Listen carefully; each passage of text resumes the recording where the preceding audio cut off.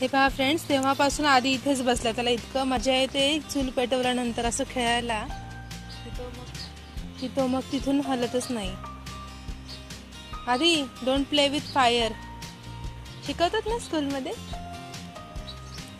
Carefully करायचं. आता जेवण बनवूया आपण इथेच चुलीवरती.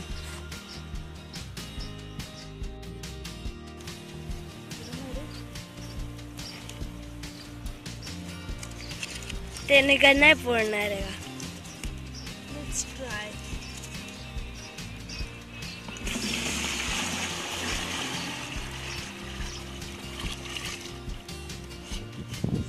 तर फ्रेंड्स, आता 9 वाजलेले आहेत आणि बरंच ऊन आहे, तुम्ही पाहू शकता.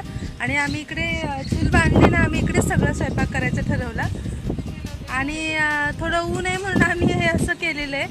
टेबल आहे आणि त्याच्यावरती कपडा कागद टाकून आधी तिथे बसलाय सावलीत.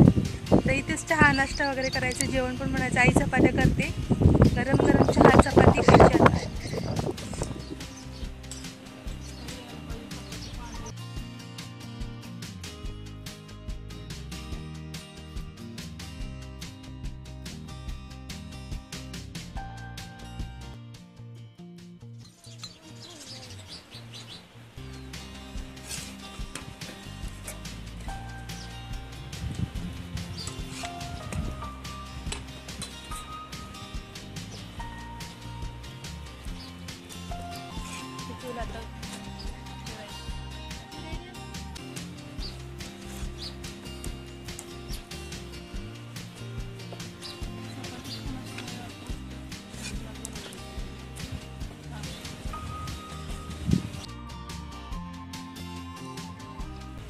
प्यायचं पाणी.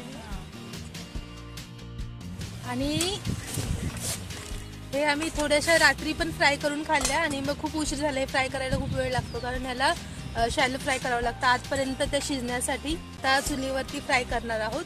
आणि छान वातावरण आहे, मध्येच ऊन येते, मध्येच सावली येते. आता तुम्ही पाहू शकता, आता सावली आली. काल खूप अंधार झाला, लाईट पण नव्हती, त्याच्यामुळे मग मी याचं तुम्हाला व्हिडिओ शेअर करणार होती याची रेसिपी, पण नाही केली. आणि हे आहे माझं घर.